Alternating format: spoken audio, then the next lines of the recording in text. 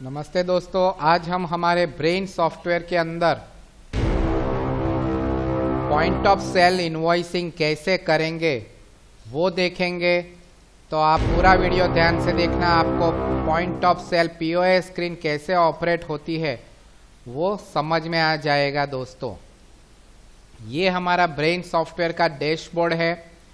इसमें ये रहा ये पॉइंट ऑफ सेल जो कि सीधा बारकोडिंग से एकदम फास्ट बिलिंग करता है। उसकी पूरी प्रोसेस, सेटिंग्स, सब कुछ हम देखेंगे इस वीडियो के अंदर।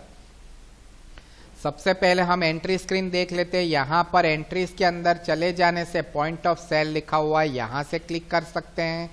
कंट्रोल क्यू कीबोर्ड के ऊपर से दबाने से भी ये खुल जाएगी स्क्रीन। यहाँ पर पॉइंट ऑफ सेल में डिटेल्स और उसके बाजू में न्यू का बटन है, वहाँ पर क्लिक करने से भी ये स्क्रीन सीधी ओपन हो जाती है। न्यू बटन दबाने से सीधा इनवॉइस स्टार्ट हो जाता है। ये मैंने क्लिक कर दिया, ये देखो सीधा यहाँ आइटम और बारकोड के ऊपर ही आ गया।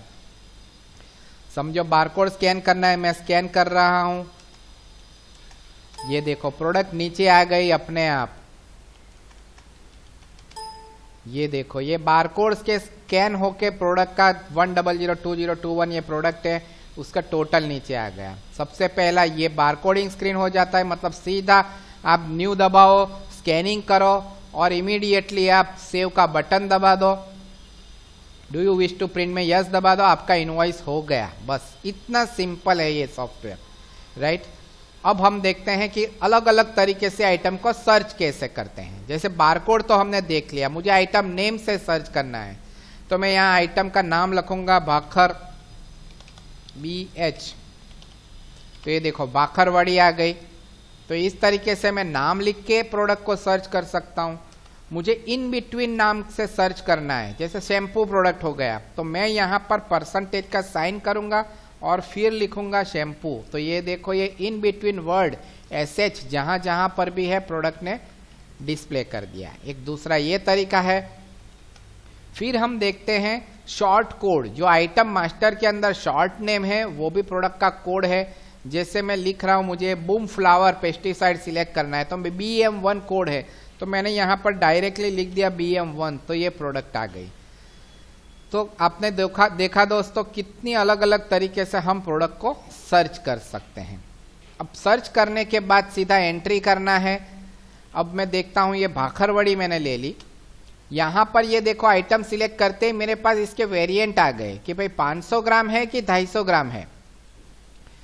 और इसके अंदर भी मेरे पास EAN 13 बारकोड भी है और सिंपल बारकोड भी है, दोनों मैंने आपको बता दिया है।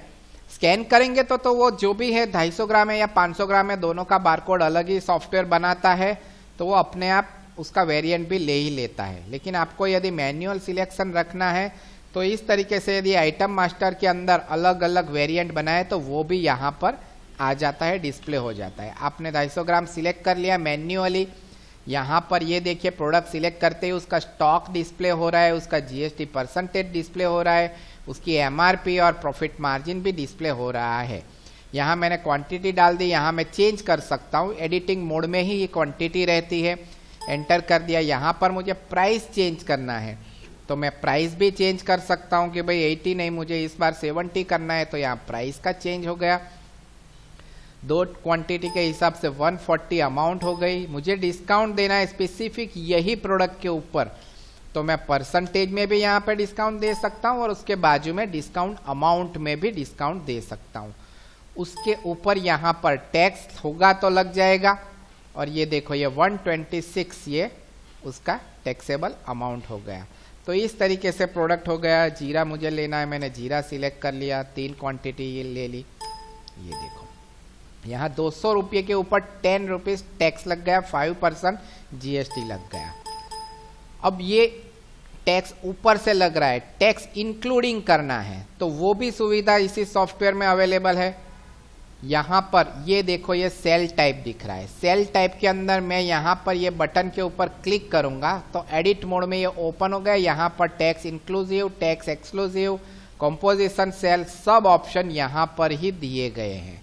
तो इस तरीके से आप ये सेल टाइप के अंदर वर्क कर सकते हैं दोस्तों, ताकि यहाँ पर आपको पता चलेगा कि ये देखो ये हमने सेल टाइप सिलेक्ट कर लिया तो ये अपने आप इसने 100 रुपीज़ का 95 कर दिया। मुझे यहाँ पर यदि इनवॉइस के अंदर रेट एडिट करना है तो मैं F3 दबा के मैं यहाँ इंक्लूडिंग रेट वाली प्राइस डाल सकता हूँ। जैसे सपोज मुझे 120 रुपीज़ करना है तो मैंने 120 कर दिया, उसका अपने आप 5% इंक्लूडिंग करके उसके ऊपर टैक्स लगा के सॉफ्टवेयर ने 120 रुपीज़ डाल दिया। यहाँ पर आइटम के ऊपर क्लिक करने से ऑटोमेटिक ड्रॉप डाउन बॉक्स आ जाता है।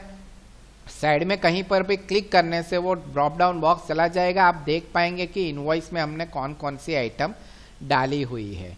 यहाँ पर समझो मुझे ये जीरा आइटम चाहिए नहीं, मैंने गलती से ले ली, तो मैं यहाँ पर एक बार क्लिक करूँगा, आइटम सिलेक्ट करूँगा और हमारे कीबोर्ड के ऊपर से मैं डिलीट का बटन दबाऊंगा तो ये पूछेगा ये आइटम डिलीट करनी है, यस दबा दिया। इस तरीके से मैं बिल में डाली हुई आइटम को रिमूव कर सकता हूँ। मुझे एडिटिंग करना है प्रोडक्ट के अंदर, समझो कि ये ABC स्टॉक मेंटेन आइटम है, मुझे इसके अंदर एक क्वांटिटी नहीं करनी है, 4 क्वांटिटी करनी है, तो मैं यहाँ डबल क्लिक करके उसको एडिटिंग मोड में ले जाऊंगा। ऊपर यहाँ पर मैंने 4 क्वांटिटी कर दी, एंटर एंटर दबा दिया, फिर से ये प्रोडक्ट नीचे आ गई। आप देख सकते हो ये 4 क्वांटिटी हो गई। तो इस तरीके से मैं इसी सॉफ्टवेयर के अंदर पॉइंट ऑफ सेल के अंदर आइटम को एडिट भी कर सकता हूँ दोस्तों। अब आ गया पूरे इनवॉइस का डिटेल। ये देखो यहाँ पर ये पूरा फूटर के अंदर क्वांटिटी आ जाती है, बेसिक अमाउंट, डिस्काउंट जो दिया आइटम वाइज वो डिटेल यहाँ पर आ जाती है, उसके ऊपर टैक्स कितना लगा, बेसिक अमाउंट। अब ये पूरे इनवॉइस की अमाउंट आ गई 606 रुपया। समझो मुझे पूरे इनवॉइस के ऊपर डिस्काउंट देना है, 6 रुपया कम कर देना है, राउंड ऑफ कर देना है, तो मैं यहाँ पर ये CD अमाउंट में 6 रुपया डाल सकता हूँ और परसेंटेज में देना है तो मैं यहाँ पर से पूरा परसेंटेज वाइज भी दे सकता हूँ। सॉफ्टवेयर अपने आप ये परसेंटेज कैलकुलेट कर लेगा। ध्यान रहे दोस्तों कि यहाँ पर आइटम वाइज डिस्काउंट देने से ये GST के पहले डिस्काउंट देगा और उसके बाद GST लगाएगा। तो यहाँ पर पूरे बिल के अंदर यदि आप GST रिजाइम में हो और इंक्लूडिंग बिलिंग करते हो तो रेकमेंडेड है कि यहाँ पर ज़्यादा CD अमाउंट ना दे, 2-4 रुपये का राउंड ऑफ करना है तो ही ये रेकमेंडेड है कि ये पूरे इनवॉइस के ऊपर आप इस तरीके से दो, वरना आप आइटम वाइज ही डिस्काउंट दो तो ही आपका टैक्स कम आएगा, नहीं तो टैक्स ज़्यादा जाएगा आपका और पैसा कम मिलेगा। तो ये फॉर्मेट हो गया डिस्काउंट का। अब मैं कैश टेंडर में चला जाता हूँ। ये देखो 600 रुपया कैश टेंडर्ड है। यहाँ पर बाजू में प्लस का बटन है, वो दबाने से यहाँ पर मेरे पास कैश कार्ड के 2 टर्मिनल है। कभी कभी POS काउंटर के ऊपर 2-2 क्रेडिट कार्ड के मशीन लगे हुए रहते हैं, तो हमने ये ऑप्शन डाल दिया, ये ई-वॉलेट डाल दिया। आजकल UPI चलता है, कोई फोन पे से पे कर रहा है, कोई पेटीएम से पे कर रहा है, तो ई-वॉलेट के अंदर डाल दो। चेक तो अभी रहा ही नहीं है।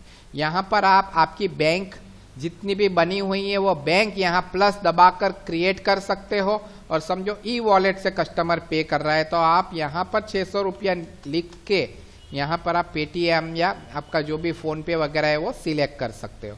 तो इस तरीके से ये स्क्रीन के अंदर डेटा आ जाता है, एंटर करने से ये डेटा स्टोर हो जाएगा। तो ये कैश टेंडर हो गया।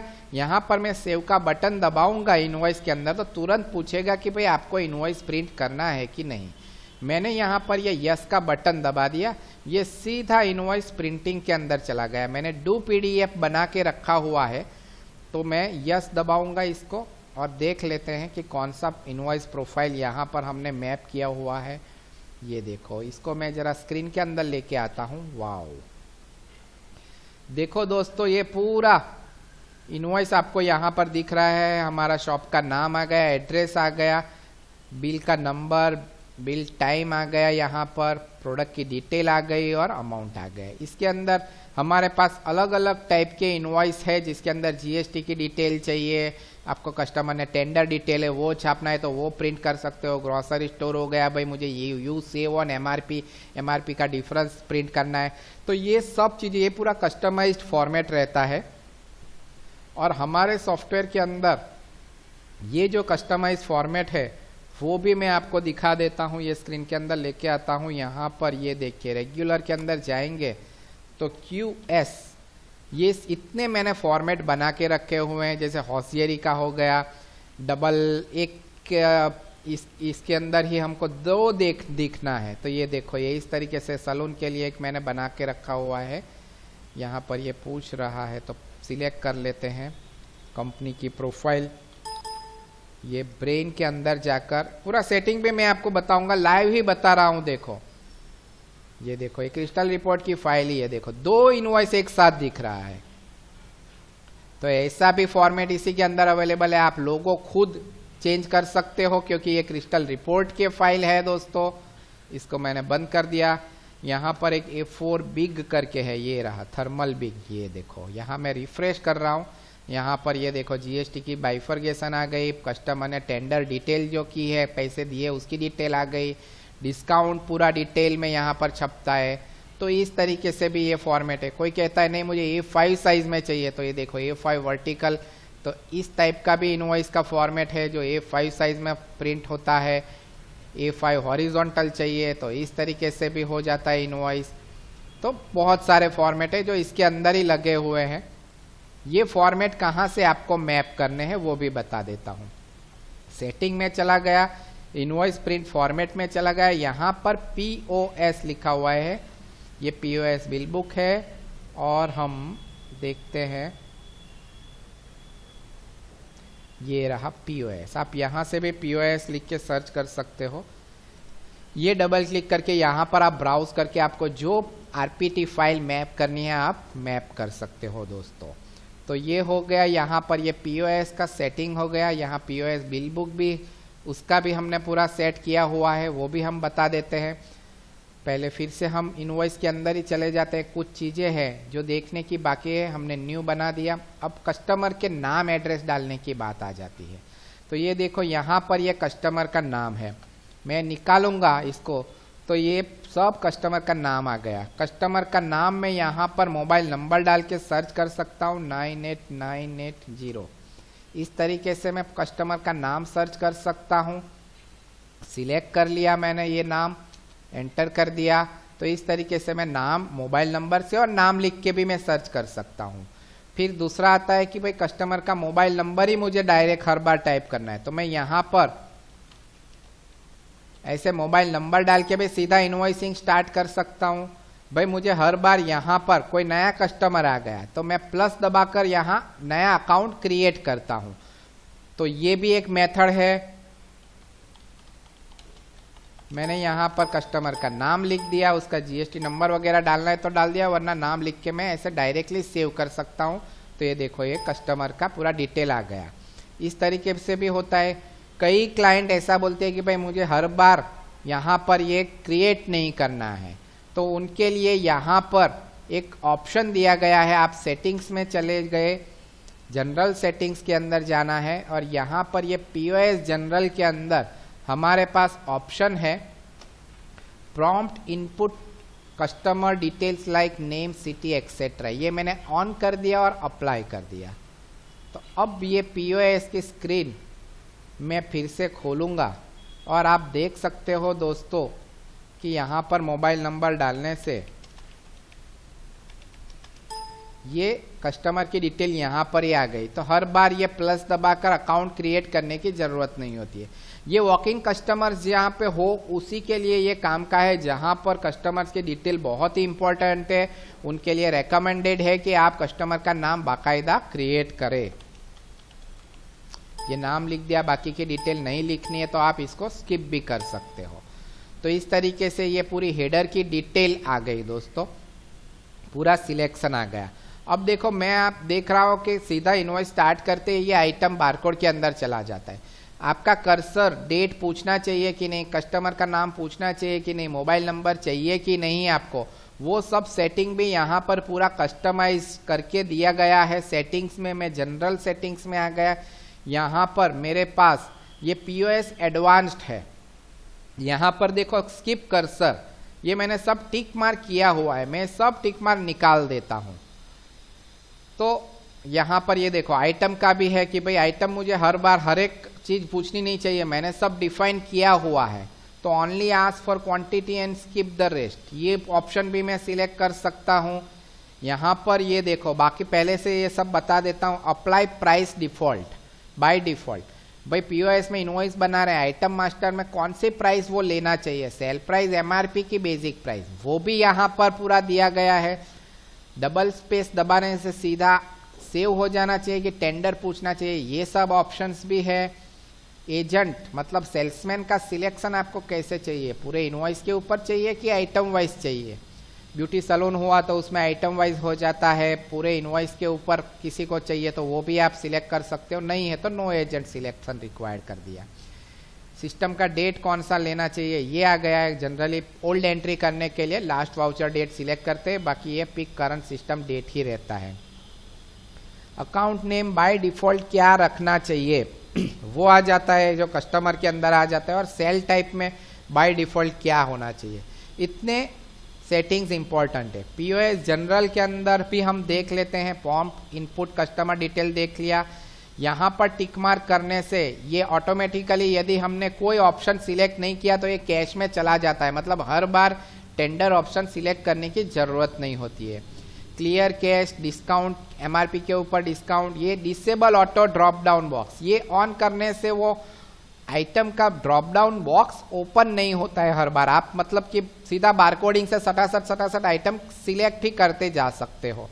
तो इस टाइप के ये सब ऑप्शन है यहाँ पर। Ask print before bill, print bill directly ये करने से सीधा प्रिंट हो जाता है, इसको ऑफ करने से सॉफ्टवेयर आपको गाइड करेगा कि प्रीव्यू देखना है कि नहीं।